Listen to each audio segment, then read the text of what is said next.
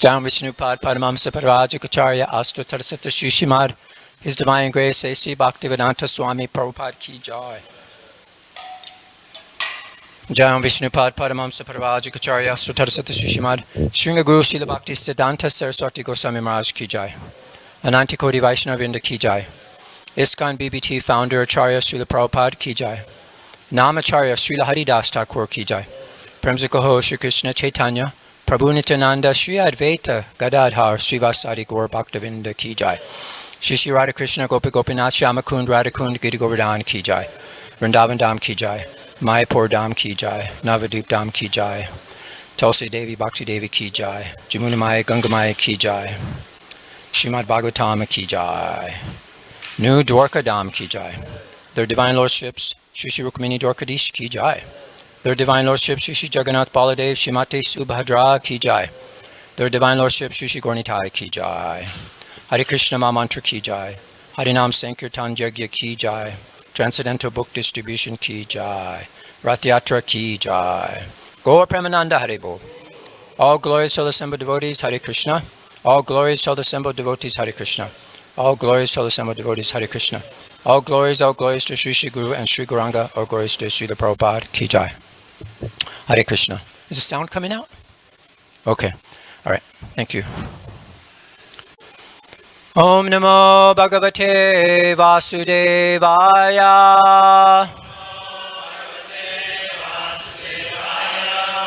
Om Namo Bhagavate Vasudevaya.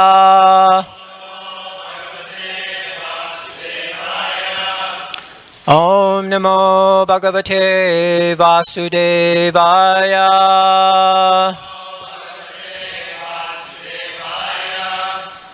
So today we're reading from the Srimad Bhagavatam.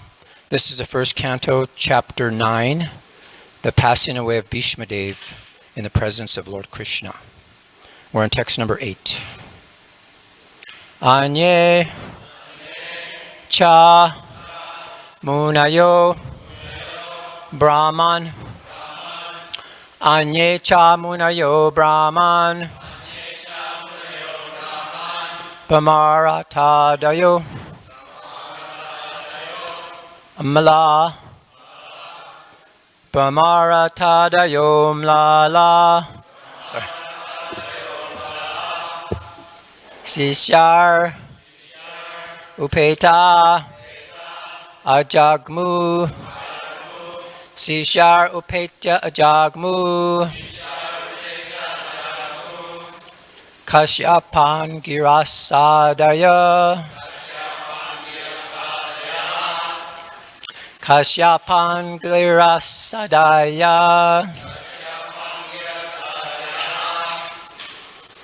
Anyecha Munayo Brahman. Brahmaratadayo Malai. Sisharupeta Ajagmu. Kashyapangirasadaya. Anyecha Munayo Brahman. Brahmaratadayo Mala. Sisharupeta Ajagmu. Kashyapangirasadaya. Anyecha Munayo Brahman. Brahmaratadayo Mala.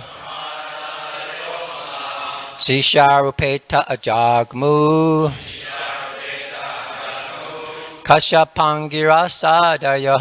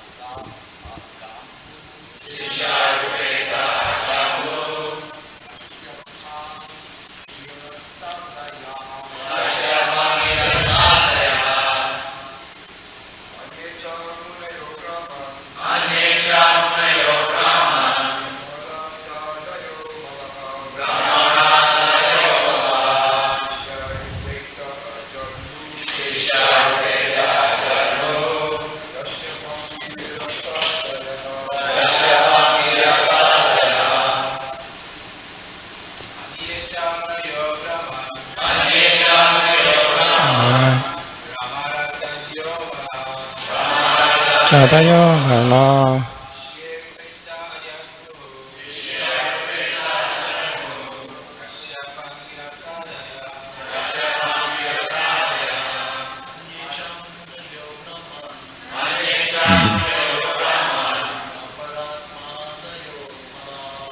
Manata Mala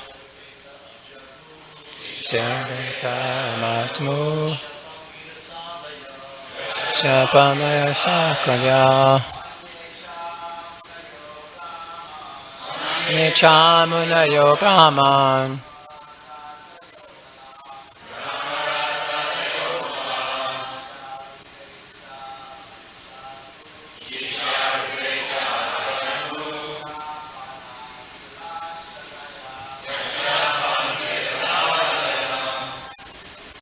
Vaishnavis Nichamunayo Brahman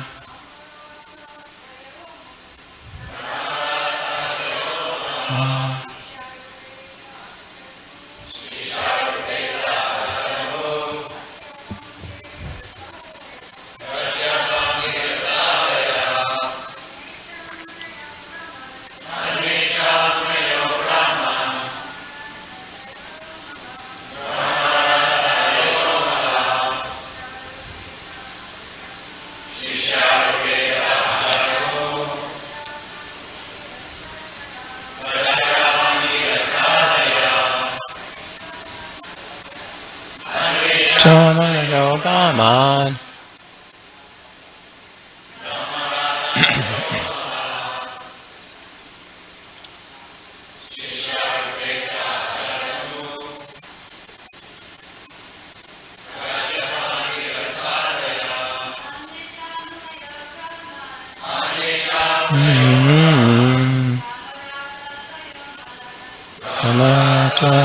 Mama Saganita Makmu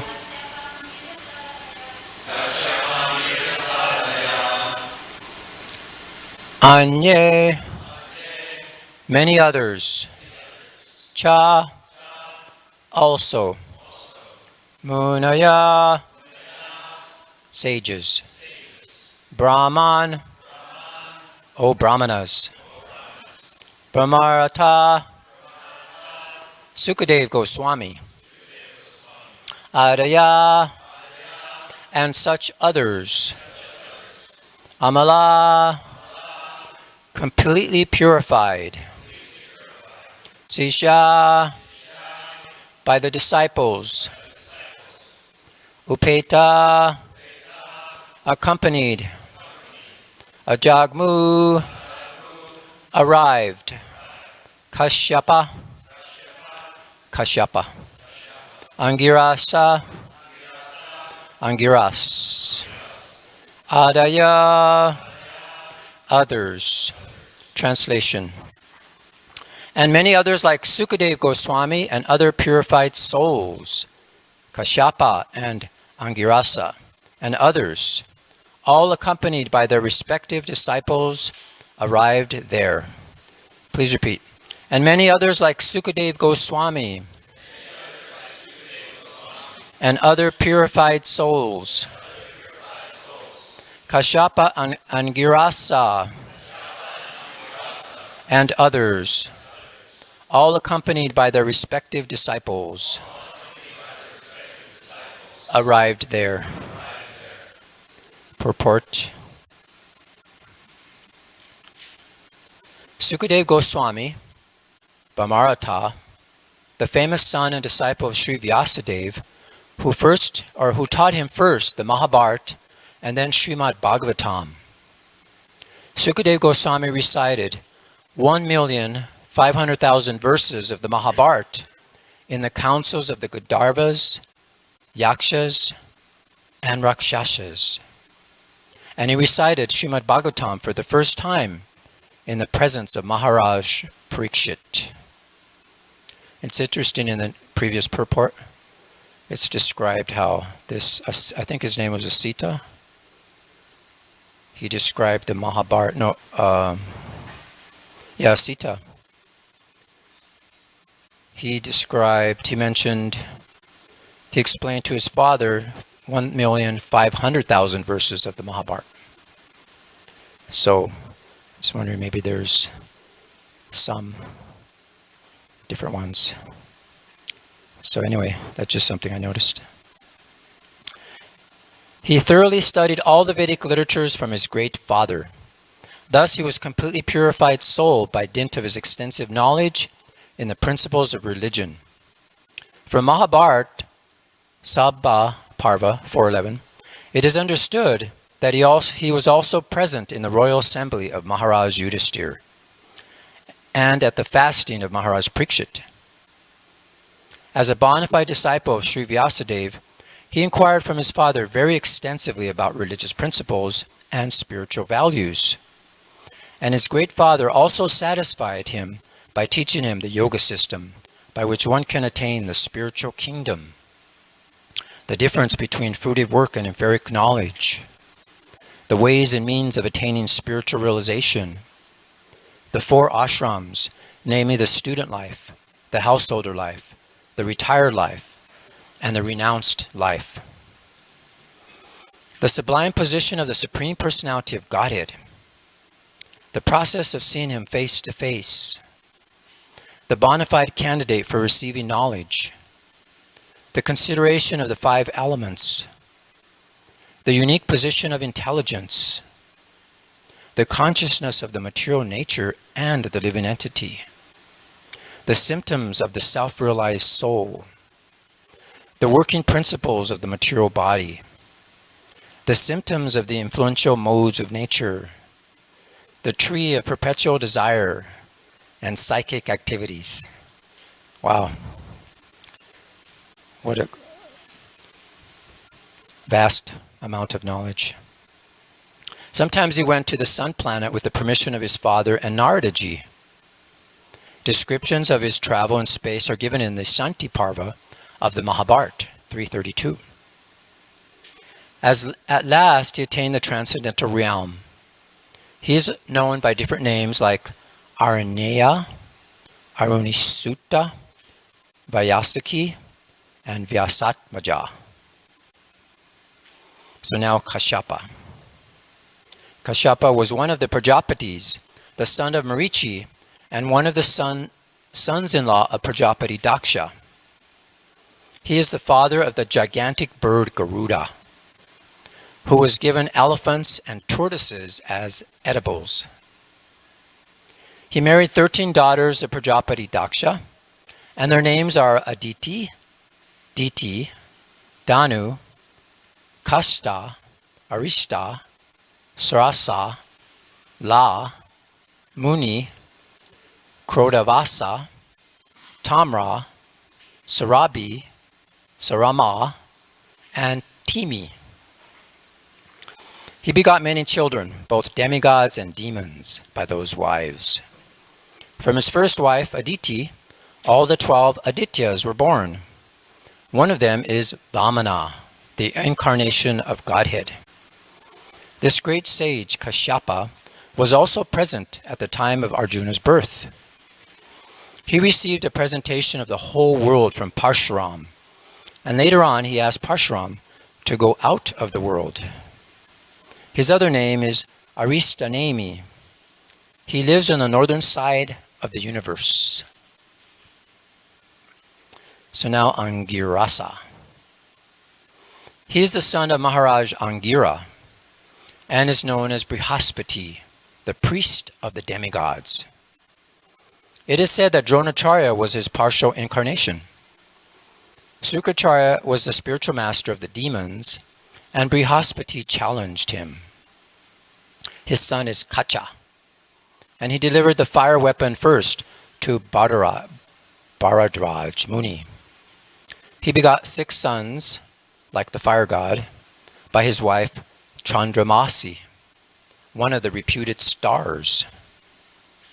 He could travel in space, and therefore he could present himself even in the planets of Brahmaloka and Indraloka. He advised the king of heaven, Indra, about conquering the demons. Once he cursed Indra, who thus had to become a hog on the earth and was unwilling to return to heaven. Such is the power of the attraction of the illusory energy. Even a hog does not wish to part with its earthly possessions in exchange for a heavenly kingdom. He was the religious preceptor of the natives of different planets. Wow. Om Gyana Tamarandasya Gyananjana Salakaya Chaksus Unmilitam Yena Tasmai Shri Guruve Namaha. Shri Chaitanya Mano Bistam Stapitam Yena Bhutale Swayam Upagada Mayam Dadati Swapadantikam. Jai Shri Krishna Chaitanya Prabhu Nityananda Shri Advaita Gadadhar Shivasari Gaur Bhaktavinda. Hare Krishna, Krishna Krishna, Hare Hare. Hare Rama, Rama Rama, Hare Hare. Vanchakopa Tubhyascha Kripasindu Bevacha Patitanam Pavanebhyo Vaishnavebhyo Namo Namaha. Anyecha Muna Yo Brahman Brahmartada Daryo Mala Sisha Yoropeta Ajagmu Kashapan Girasha Dayaha. And many others like Sukadeva Goswami and other purified souls, Kashyapa and Angirasa, and others, all accompanied by their respective disciples here. So I was thinking a good title for today's class would be The Elite. This is about the elite. So we're just continuing the list from the previous verse about all these great souls. So this is the Srimad Bhagavatam. And we can see in the Srimad Bhagavatam, we're learning everything. We're actually learning the Mahabharata from the eyes of the Srimad Bhagavatam. So actually, it's the essence of all spiritual literatures. And Srila Prabhupada is presenting that to us. He's presenting the Mahabharata to us through the eyes of the Srimad Bhagavatam. Because if you read just the Mahabharata by itself, you can get confused. A lot of karma kanda, a lot of fruitive activities. Even like Bhishma Dev, it's described in the Mahabharata that he was waiting for a particular astrological time to leave his body. But actually, according to the Bhagavatam, he was just waiting for Krishna. He wanted to wait to Krishna and see him before he passes away. And also to see the Pandavas just be so happy because he loved them so much, to see them as rulers of the earth, the most pious. So sometimes when you say the elite, you say the power elites, I'm sure there's a lot of images come to your mind, like today. And actually the dictionary says a select group that is superior to the rest in qualities or abilities. And we just see how elite Bhishma Dev is. I mean, we could give a class on each one of these individuals that we're mentioning here. Or you could write a book on each one of these individuals. But I'm just going to focus the chapters about Bhishma Dev, so we'll talk about Bhishma Dev and his qualities. So he's glorified amongst all these elite people of the entire universe. So just show how extraordinary Bhishma Dev is. Who cares if you're glorified against ordinary people? But just see someone glorified against the elitist of the entire universe. They actually appeared personally before Bhishma Dev to see him leave his body. So this is very wondrous. So, like I was mentioning, there's so many different ways we could see the elite. There's many books written about them, this power elite, made of few individuals that take political, economic, and military posts in the world. And just these few people, they control different aspects of the government and the world. And in fact, they actually are sometimes the causes of war, economic decline, and sometimes they'll even do some things like pollute our environment and cause havoc on the earth just for selfish means. And these so-called elite people actually, it's not like open for everybody. They just keep it within themselves. They're so prejudiced. Like they say in one book that it was just limited to the white male Protestant, they claim. But see, we're finding out who the real elite is. And like Bhishma Dev says, Bhishma's a Mahajan. He's a human being. But yet he's considered to be even more exalted than Vyasadeva and some of the great demigods like Lord Brahma. Because this eliteness is not just limited to a few people like today's prejudice, but anybody can actually attain the position of Lord Bhishma. In fact, it's described that, Prabhupada describes in this chapter that we should all die like Bhishma Dev. This is the purpose of the human form of life, is to die like Bhishma Dev. If you just die in an ordinary way, then what's the difference between that and dying like an animal? That's what Prabhupada said. So this elite group is here being represented, and they're such great personalities. And Srila Prabhupada, we see he's presenting all these great personalities, but yet he himself, Srila Prabhupada, was also a great elite personality. And there's many classes given by devotees, books written by devotees, especially bringing how Srila Prabhupada's passing away reminds them of Lord Bhishma Dev on the bed of arrows, leaving his body like a great demigod. You see, and we found, you read many books like Many Moons by Giriraj Swami and other books of even devotees, common devotees, leaving their bodies very exaltedly, chanting the holy names, around elite surrounding them. Who are the elite? The devotees of Krishna. They're elite. So amongst here in this assembly, you are the elite. And it's open for everybody.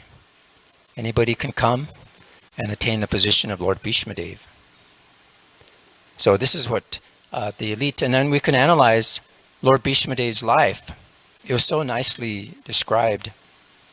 And we see the difference between the elite group of today and what is the real elite group. That it's not just limited to a particular class. It doesn't matter if you're a king or a pauper. You can actually attain the position of the elite. So it's open to everyone. So unfortunately, the elite even, they do not understand the basic thing of spiritual life, is that you're not your body. In fact, they try to avoid it. That, that they just want to do everything and exploit the resources and exploit people just for their own body's satisfaction. So they deny the existence of the soul even. So Srila Prabhupada, when he came to America, he left India, he left Vrindavan, the most holy place. And he came to spread Krishna consciousness. He made the chanting of Hare Krishna like a common household word. He reached so many people all throughout the world. And I was reading so many nice Vyasa Puja offerings about Srila Prabhupada and what he did, and how they said Lord Chaitanya came, he preached to the elite, but yet he was concerned about the common people also. So he sent Lord Nityananda to Bengal to preach also. And then they glorified Srila Prabhupada, that they didn't actually capture everyone, but they left that for Srila Prabhupada to come and preach to all the people of the West and give them the mercy of Lord Chaitanya Mahaprabhu. So just see how much Srila Prabhupada is glorified. And in fact, when he came, he preached among the elite. He expected to preach, even in the Bhagavatam, he writes something about how this is meant to create a revolution in the impious lives of people. And if just the elite, the leaders of society would take this up, then the whole world would change. But when Srila Prabhupada came to America, what did he find? Just these hippies, neglected, lost youth of society, almost like rejects. But he liked them because they had some renunciation. They weren't attached to these material facilities. But then he turned them, one devotee recalls in his memories that Prabhupada, when they're in San Francisco, he walked among all the hippies, and he went on stage. And the first thing Prabhupada said, I have come to make the hippies into happies.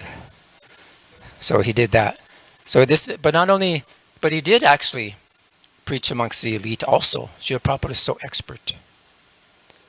And this is Bhishma Dev. We'll see all these great personalities from all different philosophies from all over the universe.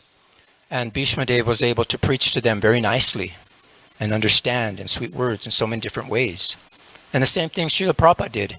When he came to America, he preached among the elite, the most low-born hippies, so many different people.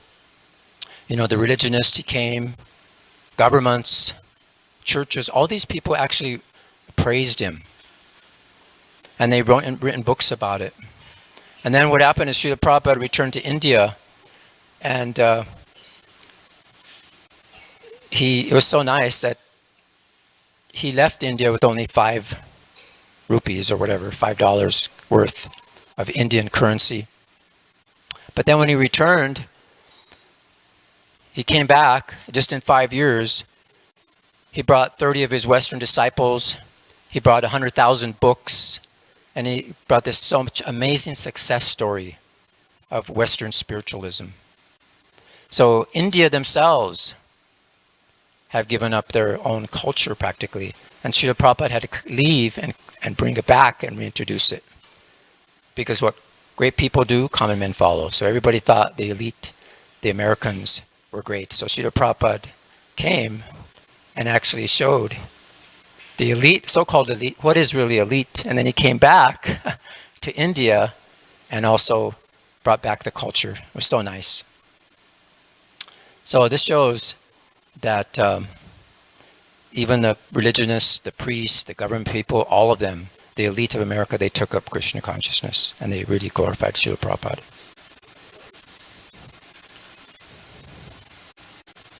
So Prabhupada once commented, he said that the devotees actually monopolized devotional service. They've cornered the market on love, on devotion. But he said it's actually open. This market is open to everybody. And as soon as we understand it, then we can approach Krishna, and Krishna will invite all the jivas into his elite group.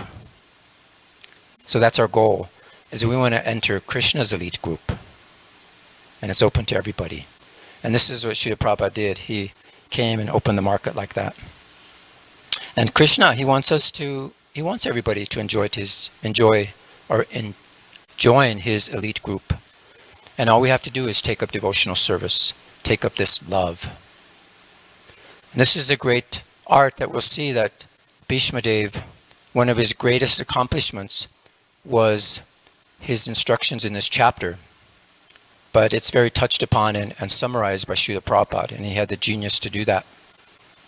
Just like when Srila Prabhupada came to America, he practically summarized his whole philosophy into just some sutras practically. Like, what is it? Books are the basis, purity is the force, utility is the principle, and preaching is the essence. See, this is what Prabhupada did. So in the same way, Bhishma Dev, he came, and right at the passing of his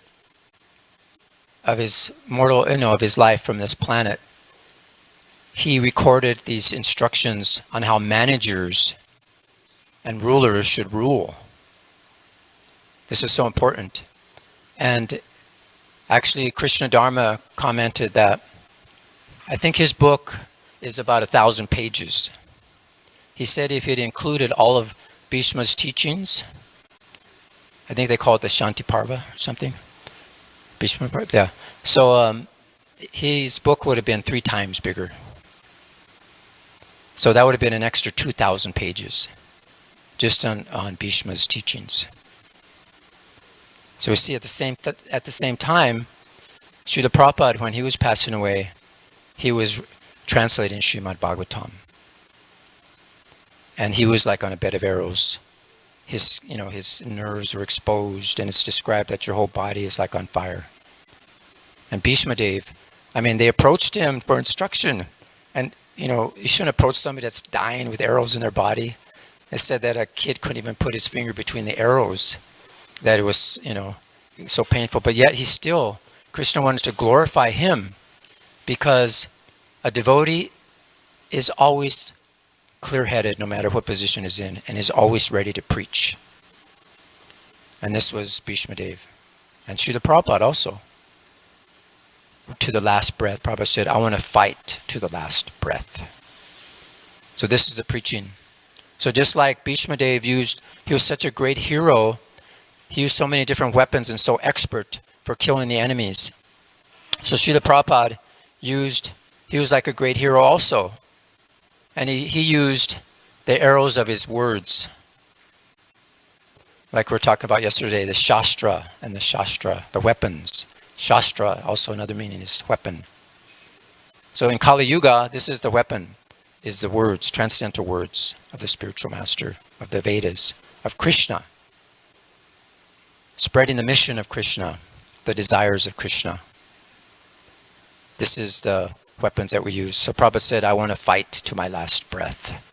And even when they were having the brainwashing case, they say chant and be happy, but Prabhupada was saying chant and fight during that time. Just chant Hare Krishna, think of Krishna, and fight. Just like Dhruva Maharaj was in the middle of a battle, he was being overcome by the illusions of the demons. And what was his weapon? He just remembered Krishna. Those are Prabhupada said, remember Krishna and fight. So that fight is our internal fight also. We have to fight the demons within us. We have to preach to ourselves. We have to constantly read, always be absorbed in Krishna consciousness, chant the holy names. And just like Bhishma, you can see Krishna internally or you can see him before you. And Srimad Bhagavatam has appeared, it's non-different than Krishna. Bhagavad Gita has appeared, it's non-different than Krishna. And if we just focus on these things, internally or externally, we see Krishna in the form of the deity, in the form of these books, then we could attain this ultimate destination at the end of our lives and join the elite group of Krishna, just like Bhishma Dev did. So it's 8:12. I had so much more I could say, but time is running out. Maybe we could just open it up for discussion and it'll remind me of more things that we could talk about. Yes, we got a hand over here, Rabindranath. Yeah, you mentioned that about purity is the force, utility is the principle, books are the basis, like that. Do you know where that comes from exactly? Because I can never find in the Veda base. I just wonder where it actually comes from. Yes, it was from a letter that Srila Prabhupada wrote to the temples, and Shamasundar penned it. He wrote it and sent it to all the temples. So it's written a letter. It's a letter written by Shamasundar from Prabhupada. Really? Told him to write that down. You could find it because I can never find in the Veda base, and all Prabhupada's letters are there. I just was. Yeah. Okay. I think in the memories you'll find it. The devotee's talking about it. So that was very nice. So, yeah, so Srila Prabhupada, we could go on and talk about how Srila Prabhupada was, similar in many devotees, even today. Common devotees, we see devotees' mothers passing away, devotees passing away. And the way they did it was very glorious. And this is the purpose of human life. And this is the greatest achievement. This is what Bhishma Dev, he was a great achiever. And what was the greatest achievement?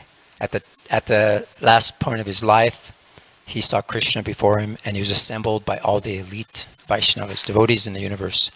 So in the same way, Srila Prabhupada, he also left Vrindavan, but yet Krishna made an arrangement so that he would go back to Vrindavan. And just like Bhishma Dev, he left at an auspicious time. It was Krishna's arrangement, and Krishna happened to be there too. So Krishna made an arrangement for Srila Prabhupada to leave his body in Vrindavan at the most auspicious time during the month of Kartik. So you can see, this is the ultimate achievement. And this is our goal. So any other comments, questions, or realizations? Okay, thank you very much for your kind attention. All glories to Srila Prabhupada, all glories to Srimad Bhagavatam. Haribol.